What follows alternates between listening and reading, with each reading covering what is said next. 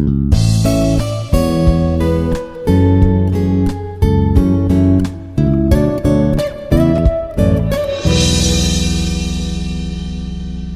all, welcome back. Myself, I am Sai Krishna from Department of Aeronautical Engineering from the Institute of Aeronautical Engineering. Today we will be continuing our previous lecture in the subject for the course Aerospace Propulsion. Now in this session what we will be looking for is we will be trying to understand the thermodynamics of a rocket engine, in what way it will be performing, and what are the few specific, particularly two specific parameters in which the complete rocket can be defined. Now let us understand. In the previous class, what we have done, we have developed the thrust equation, right? And which, as the thrust equation defines, it depends on the exhaust velocity and the exhaust pressure, and for a given atmospheric pressure. Now, these are the three parameters in which the thrust equation can be clearly defined. Now, the exhaust velocity is itself partially dependent on the performance of the nozzle. Hence, PE, it is not an independent parameter.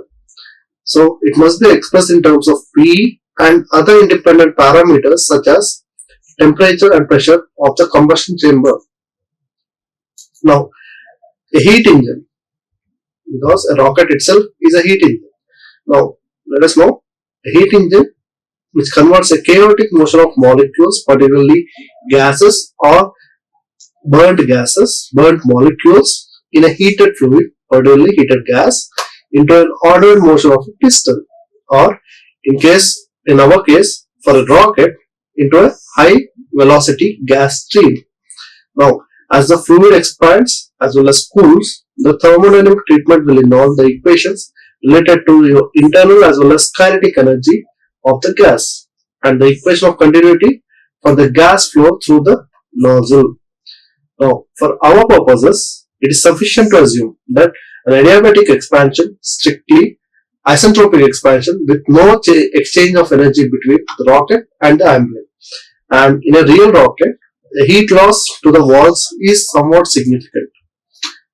Now, as a first part of the derivation, which concentrates on the conversion of thermal to kinetic energy, which occurs in all the heat engines. For example, an IC engine. There is an analogy between the steam or internal combustion engine and the rocket engine.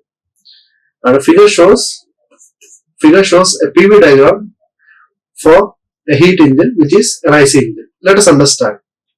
Now, in the IC engine, particularly a 4-stroke IC engine, we will be having 4 particular steps. First one will be your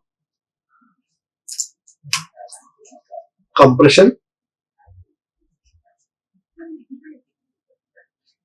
right, which is taking place from 1 to 2, is denoted from stage 1 to 2. Second, isentropic combustion, particularly isobaric combustion, particularly from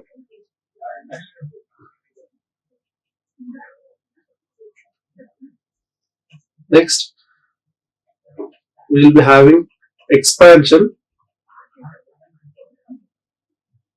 and fourth, we will be having exhaust. Right? Any IC engine will be following these 4 cases. Let us try to duplicate the same in a PV chart or PV graph. Now, what does the PV suggest? Basically, P suggests the pressure within the IC engine and V suggests the volume of the IC engine. For example, let us consider, I will draw a small IC engine figure where this is my piston, this is my case, piston, and this will be my volumetric or volume, so which my gas has been in. Now, in order to start, or else in order to create or recreate the volume, first the piston moves in upward direction to compress the gas, right, so that the volume decreases and the pressure increases, simple to any gas, right. Now, upon the compression, higher level of compression, it gets burned, right. As soon as getting burned on a same bar or on the same pressure, the volume tends to increase because the hot gas do expand, so that it pushes the piston down. Now, as soon as the some energy has been created, now this tends to transfer the energy from expanding the gases, particularly by volume, so that the pressure decreases and the volume increases. Now, at the end, what happens? The IC engine, due to the crankshaft cranking mechanism, it expels the gases out, particularly an exhaust cycle. It expels the gases out of the IC engine to remove all the burnt mixture of gases. Then again, coming to your point 1, it again replicates this whole process to completely work as a heat engine, particularly an IC engine. Now, similar to those, what we can see, there is no inlet stroke. In an IC engine, there is no inlet stroke, whereas as it's a rocket, it operates on a continuous manner. Instead of a fixed quantity of propellant introduced to the combustion chamber over a small interval, we can follow somewhat a similar sequence. Now, what happens under this? The same PV diagram. First, starting from stage 1, we will be in, there are no inlet strokes because there are no moving parts. We are just pumping it up, pumping our fuel plus oxidizer into combustion chamber, right, at certain pressure, what we desire. Basically, at some certain pressure, as soon as we inject the fuel and oxidizer, they tend to combust.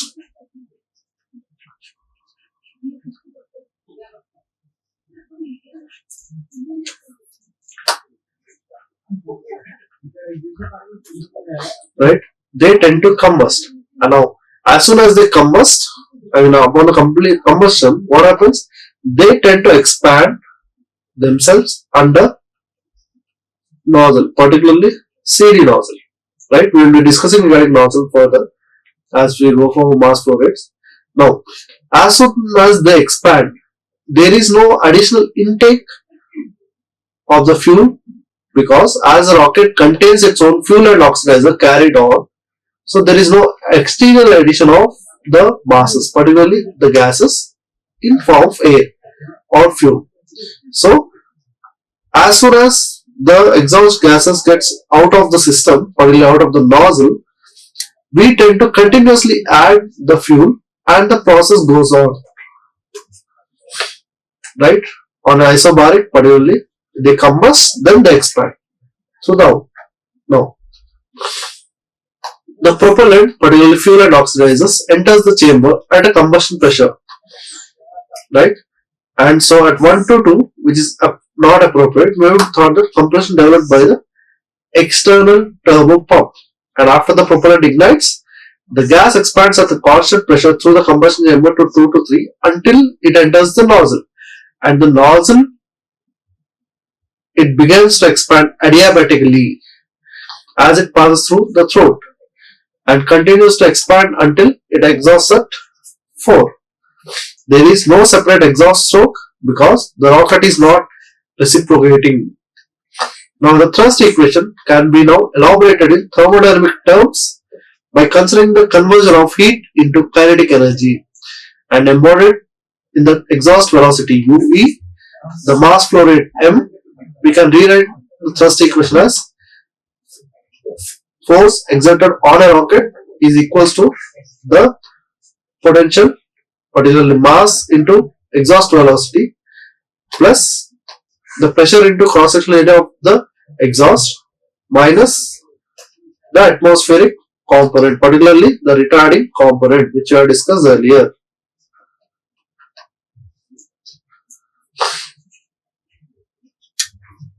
Right? These two are related to rocket exhaust. Now, the propellants enter the combustion chamber. What happens under this? Mix and are ignited. And before that, let us understand the equation clearly. Now in the whole term, the retarding force might be dependent on the atmosphere, right? The retarding force will be dependent on the atmosphere. Particularly if it's in vacuum, the retarding force will be approximately 0, right? Now coming to other forces, particularly the rocket exhaust, which is of most concern, it is dependent on your mass, your exhaust velocities, the pressure exerted by the exhaust velocity, and the cross-section area through which it is moving. Now, particularly, we'll see exhaust velocity and the mass flow rates. Now, first, in the exhaust velocity, what are the dependents? First, as the combustion chamber, the propellants enter the combustion chamber, they are mixed and ignited, and the gases that are produced by heat are determined by the chemical energy that are formed and expand through the nozzle. Now, as it's a continuous process, it can be analyzed and sensible results can be derived by assuming that heating and expansion are two successive processes, and this can be done by imagining a small fixed mass of gas which is flowing through a rocket. Now, the exhaust velocity can be derived by setting the kinetic energy of the exhaust gas equal to the change in enthalpy, that is, the internal energy of the gas as it cools and expands through the nozzle. And this is assumed to be under isentropic conditions, that no heat escapes from the gas to nozzle walls, and the exhaust is assumed to behave like a perfect gas. Now, the change in internal energy for an assumed mass of gas is well known or given by the expression Cp into m, where into the change in temperature, particularly Cp, where Cp is our specific heat of at constant pressure, and Tc and Te are the temperatures at which either the temperature at the combustion chamber and the temperature at the gas at the exit plane of the nozzle. Now, the rotational mass of is called a small packet of gas is denoted by m, and the change in the energy is equal to the gain in kinetic energy by the exhaust gas, which is represented by half mu square. Thus, the square of the exhaust velocity can be rewritten as ue square equals to 2cp into Tc minus Te. If you want me to write, I will just write it down, just a second. Cp m Tc minus Te, which can be rewritten because on rearranging this kinetic energy, we can write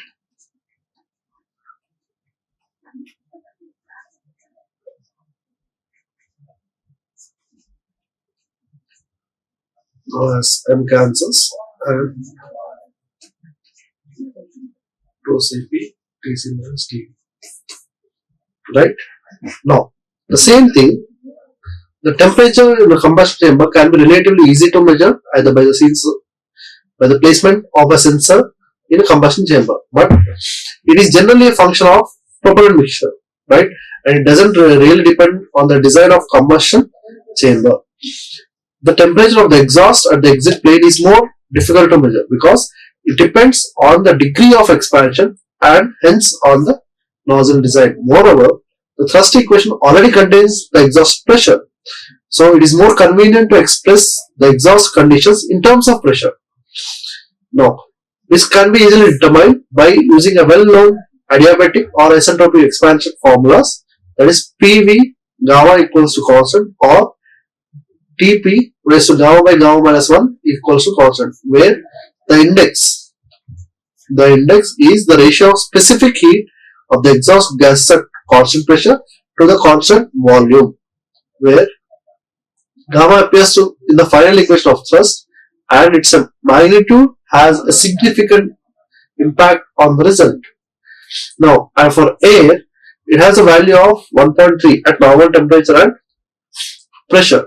And for rocket, exhaust gases at high temperature, the value is generally smaller and is a function of combustion conditions. Particularly, it would be about 1.2.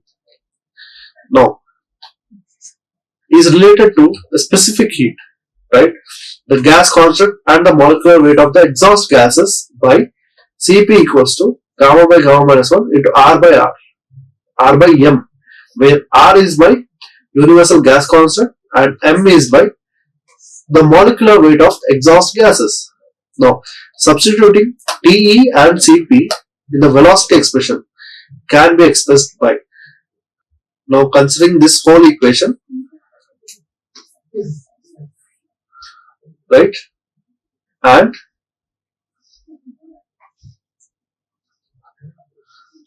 substituting under the derived form, particularly this, what we can get? We can finally derive it to this form, where U square, which is the velocity, exhaust velocity square, equals to 2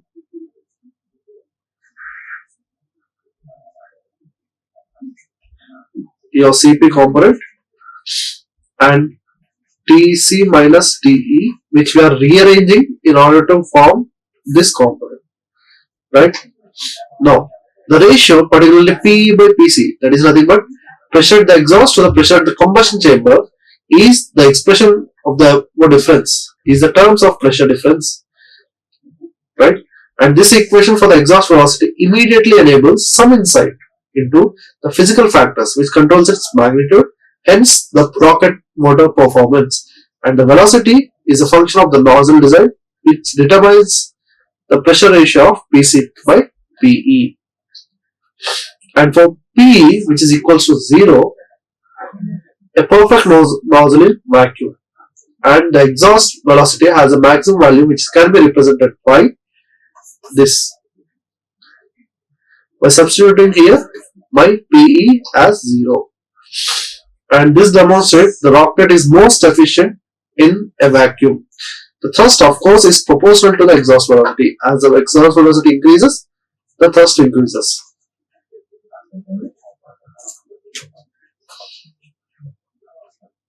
Right?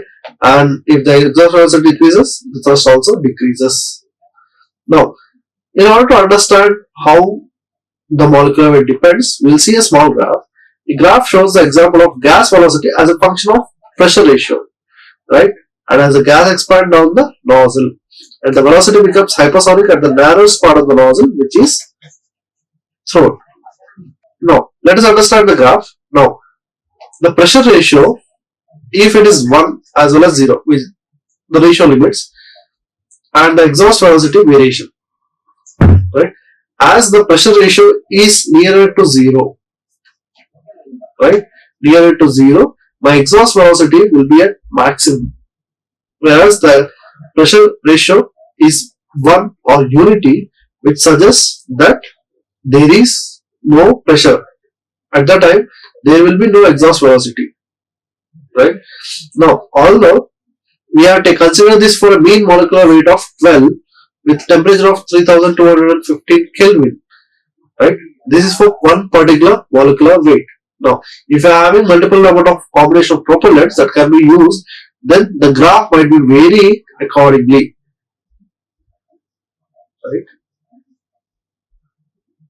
right? Many fluctuations or many variations can be derived based on the type of the mean molecular weight that can be considered. In the graph, it has been shown for 12 mean molecular weight. If we are putting for less molecular weight, then we can expect a higher amount of effective exhaust velocity at 0 or minimal pressure ratio. And for small values of gamma which pertain to the exhaust, the velocity is a strong function, and gamma approaches to the unity which tends to the infinity. The velocity can be seen depend on the combustion temperature, which is an intuitive process, and also depends inversely on the molecular weight of exhaust gases. Low molecular weight conveys a significant advantage if the combustion temperature can be kept high, right? And in general terms, the exhaust velocity is the most important performance indicator in a rocket engine. It determines the final velocity of the vehicle, and it's a major contributor to the thrust development. The magnitude of the exhaust velocity is seen to be dependent on molecular and chemical processes or chemical properties of the propellant, and the expansion ratio of the engine. It has no component related to the actual size or the dimension of the engine, but the exhaust velocity can be seen in a 1 meganewton thruster as well as a tiny micronewton thruster. This is dependent. The variation can only occur on the temperature at which it is expanding or from which it is expanding. Now, continuing the same, the next term in the thrust equation is by flow rate, and which can be determined by the conditions in the combustion chamber as well as in the nozzle. Once the exhaust velocity has been defined, which we had done previously, the pressure difference between the combustion chamber and the exit plane of the nozzle together with the cross-sectional area of the nozzle will determine the mass flow rate. Now, the mass flow rate is a constant throughout the nozzle under steady flow conditions, because all the propellant entering the chamber has to pass through the nozzle and leave through the exit plane. The pressure decreases monotonically. The density of the gas varies dramatically. It is very high at the core and decreases to a low value at the exit plane. The velocity, on the other hand, will increase, reaching its maximum at the exit plane. Now, the mass flow rate can be expressed simply as m equals to rho ua, where m is my mass and rho is my density at a particular point, and u and a are the velocity and the cross-sectional area at that particular section among the nozzle. Now, the expression for the exhaust velocity can be used to give velocity at any point of the nozzle, provided that the pressure ratio is defined correctly. The velocity at a given point is given by u square equals to this term, which is equivalent to your Cp that we have derived previously, and this. Now, defining this pressure ratio correctly will give you the exact mass flow rate and the velocity, where u and p, particularly u and p, are the local pressures and the velocities rather than exhaust values. Now, using the mass flow rate, which is nothing but m equals to rho u a, we are substituting and rearranging, right, in terms of the mass flow rate to form this equation, right. Now, in the expression, particularly, the density has been unknown because we need to express in terms of other parameters. The velocity is known, the pressure is known, and in order to determine my mass flow, I need my density of the gas at that particular location. Now, the density of the gas is linked to the pressure as well as the cross-sectional area of the nozzle, and by the gas loss for adiabatic expansion through the nozzle, which converts the energy contained in the hot dense gas in combustion chamber into a cooler higher velocity gas in the exhaust, and using the gas loss, which is nothing but PV equals to nRT, which can be rewritten in terms of rho by m into RT, with the n which are rewriting into density and molecular weight, particularly mean molecular weight.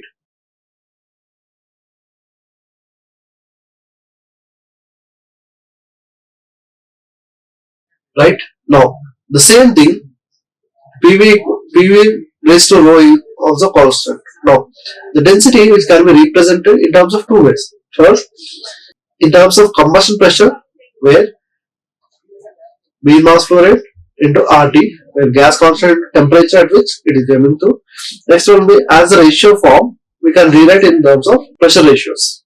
Now, in this formulation, the density and the pressure at the particular phase of the nozzle can be considered, are expressed in terms of pressure and density in the combustion chamber. The expansion is defined by gas loss and pressure ratio.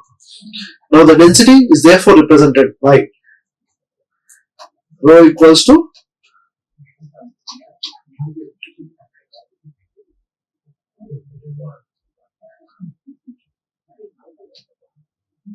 MUA. or m by u1. Right? Now, this at the final, if you are rearranging and cancelling few terms, you'll be getting this equation. Now, this can be substituted in terms of mass flow equation, which is after some cancellation rearrangement produces this form, right?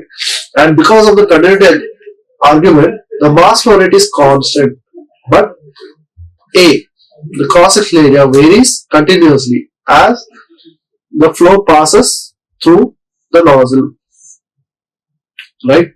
Now, as it's a free parameter in this equation, we can however look at the mass flow rate per unit cross-section area of the nozzle, which is not a constant. And rearranging the same, we will be getting the same equation at the down. Now, the figure depicts the way in which a rocket nozzle works. The flow density first increases, right? A graph which is plotted against the pressure ratio and the flow density, which shows the flow density first increases as the pressure drops. When the pressure is about 60% of the value, the combustion chamber, the flow density starts to decrease and it continues to decreases until the exhaust leaves the nozzle. Right? Let us understand. For combustion pressure, at the combustion chamber is 5 megapascal, and we are considering the pressure ratio and the flow density of the hot gases, and along the length. For example, if we are considering two values, particularly 0 to 1 and 1 to 0, there will be a certain increase in the flow density, particularly till the 60% of the pressure ratio, and later on it gradually drops, right? Gradually drops. The mass flow rate is a constant term, so the curve implies that an optimal expansion, for optimal expansion, the cross-section area of the stream should first decrease, then increase, right? Let us recall. The cross-section area of the stream should first decrease, then increase, right? And there are no assumptions about the profile of the nozzle, which are included, but the requirement on the variation of cross-section with pressure ratio has emerged simply from thermodynamics. The convergent divergent shape of the optimum rocket engine nozzle is therefore a result of a simple physical process. The ideal cross-section area of the nozzle of any pressure is given by the form. Now, this which shows the cross-section area, the pressure ratio are related, and it cannot show the shape of the nozzle because it is dependent on the axial dimension, which is nothing but the length, which is not represented in the equation. The nozzle design is therefore presented with a degree of freedom. The convergent divergent nozzle can simply be composed of two truncated cones joined at the throat, which is the narrowest part.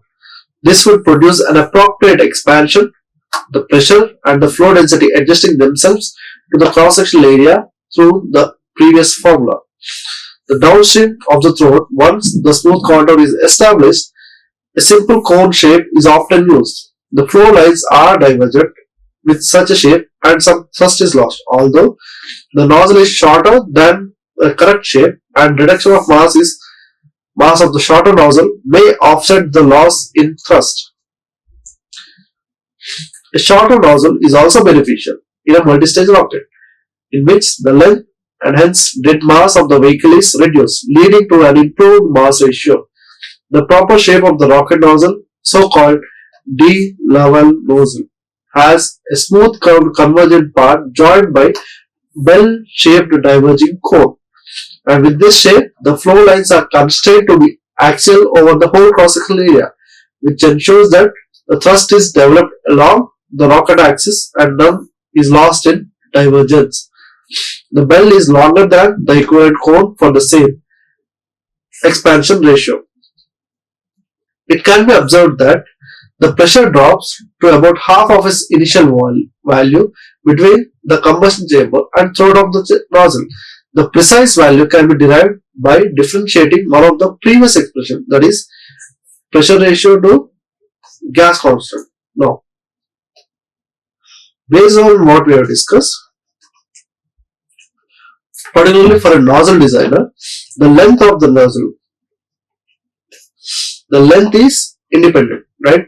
The thermodynamic equation doesn't include any length that is to be considered for designing a nozzle, but it shows the pressure ratio which has to be considered for the same. So for those cases, as per the thermodynamic equations, what we need basically a converging and a diverging section of a nozzle in order to maximize my flow, which are joined through a centralized section also called as throat, right? Now, based on this, what we can go is we can create a small converging and diverging section. Let me just redo, right, with a constant value, so that whenever an exhaust gases passes through, there will be a maximum amount of mass flow rate at the throat and pressure, and continuously expands over a certain period of length. Now the length of the nozzle end, particularly in the divergent section, is dependent based on the type of velocity and till what extent the energy has been generated in the combustion chamber, right? Now the pressure ratio, which takes a value of 0.57 for a value of 1.2 and substituting in the same equation for a gas stream velocity, which produces mu equals to square root of this value. Now where T is my local temperature, and which is quite general and occurs whenever a hot confined gas is expanded through a nozzle. Thus, nearly all conditions for an accelerating gas reaches sound velocity at the throat, which is Mach 1 at the atmosphere, and the exhaust stream is hypersonic in the rest of the nozzle. As we discussed, this will be higher and this will be a completely hypersonic, as it is continually expanding, which increases its velocity. Particularly in our case, it will be exhaust velocity, right? The pressure decreases obviously, but the exhaust velocity increases as it goes on expanding. Now, a cross-sectional area for the throat of the nozzle is denoted by A, which is an important parameter of the rocket motor, being affected in the measure of the size. The exit area AE is chosen by the designer depending on the expected ambient conditions, particularly atmospheric conditions, particularly at sea level, or vacuum of space, and can be different for motors of the same size. Now, the conditions of the throat are essentially a basic set of values for a given rocket engine. Now, let us understand the figure, which shows the cross-sectional area, the velocity, and the flow density, which are normalized at the throat values as a function of pressure ratio, right? So a graph which shows different sections of a D-level nozzle, where the pressure ratio with a minimum value of 0.01 to 1 and a local throat ratio, particularly 0.1 to 10, and a flow density that has been kept, velocity as well as the area. Now based on this, what we are doing, we are creating, we will try to understand the graph. Now as the pressure ratio, right, as the pressure ratio increases towards 1, what happens? The local throat ratio, if it's minimal, then there will be no flow density, as well as, now as the pressure ratio decreases and the local throat ratio also increases, what happens? The flow density will be maximum at the point where it will be equivalent to a speed of sound, particularly sound velocity, the velocity of sound. Now later on, as the pressure ratio decreases, right, the velocity, particular flow density also decreases, right? At a certain point where the pressure ratio is maximum and the local throat ratio is maintained at the maximum amount of value, particular speed of sound, that is the only point where the flow density is highest. Simultaneously, if you are increasing your pressure ratio, right, the velocity will be highest at the same point, a point very near it, and as the pressure ratio decreases, the velocity will also gradually increase. But whereas the area, as the pressure ratio is being decreased,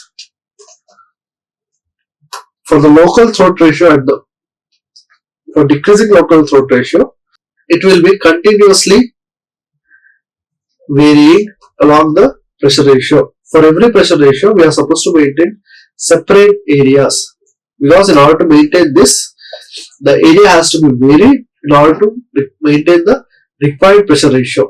Now, for required velocity, what we can vary? We can vary the flow density.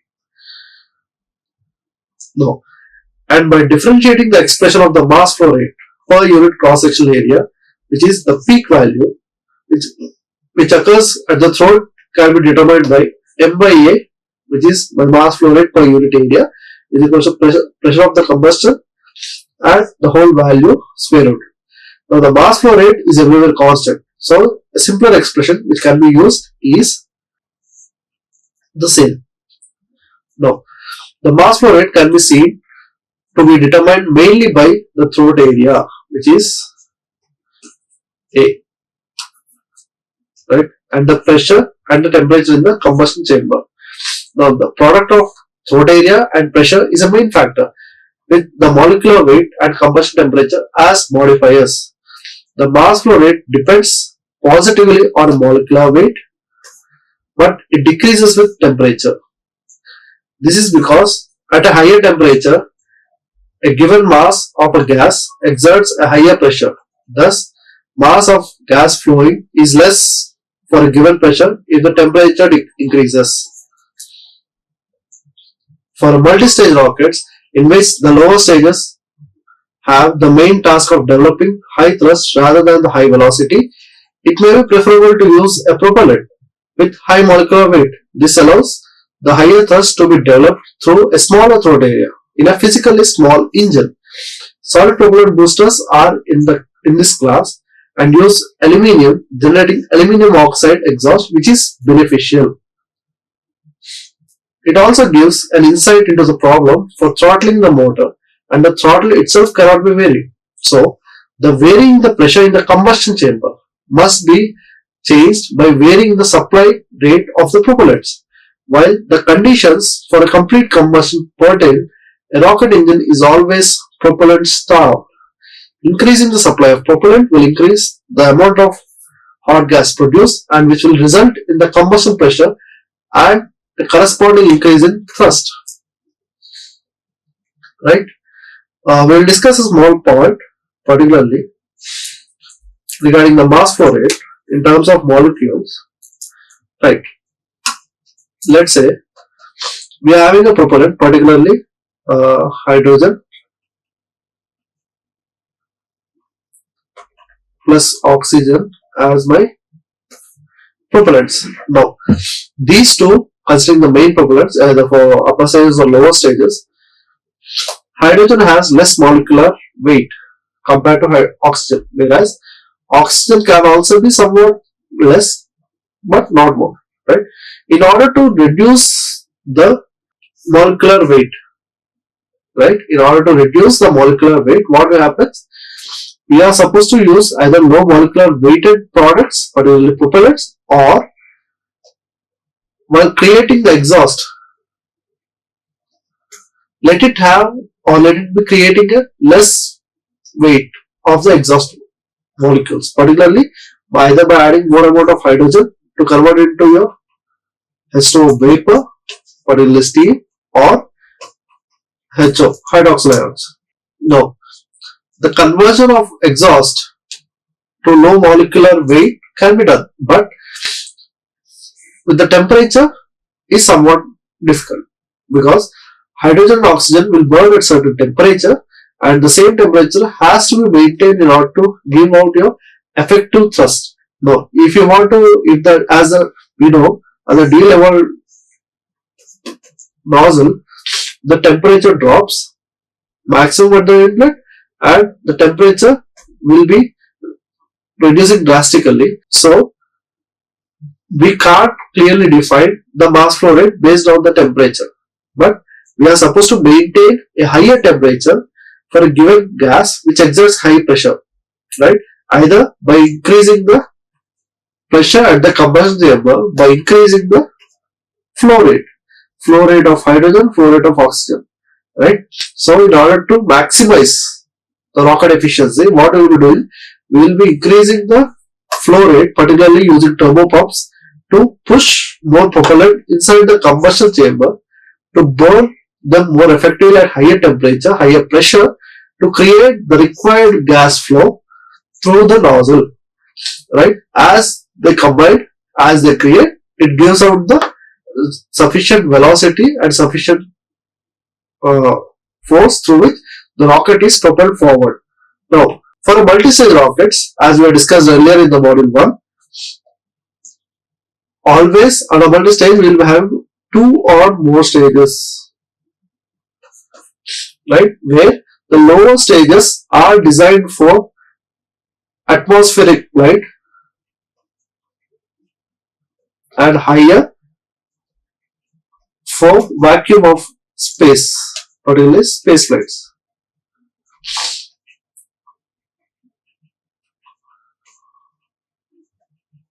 Right? There we have also already discussed a small point that lower, particularly atmospheric rocket engines should be having a shorter length, whereas the higher, particularly vacuum of the rocket engines that work under vacuum of space should be having a longer or infinitesimal length of the nozzle. So in our case, in order to develop high thrust, we will be having, for high velocity, we will be developing a shorter amount of the nozzle length. Now for the same higher thrust which is required for the lower atmospheric engines should have a smaller throat area with a physically smaller engine.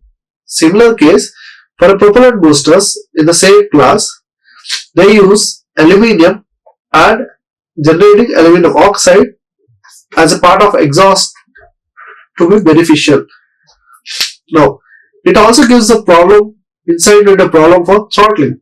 Now, a throat itself cannot be varied because the D-level nozzle is fixed, right?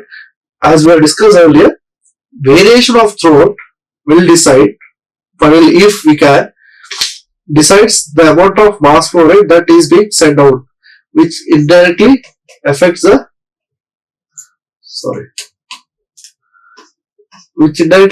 exhaust velocity.